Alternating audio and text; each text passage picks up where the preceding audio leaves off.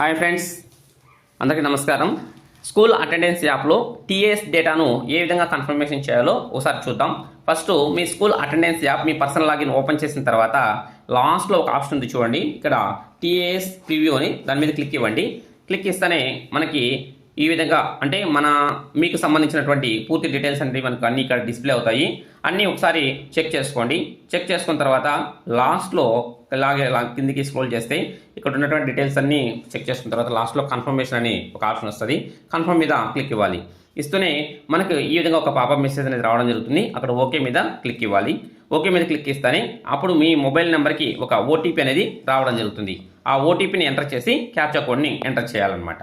తర్వాత సబ్మిట్ మీద క్లిక్ ఇవ్వాలి.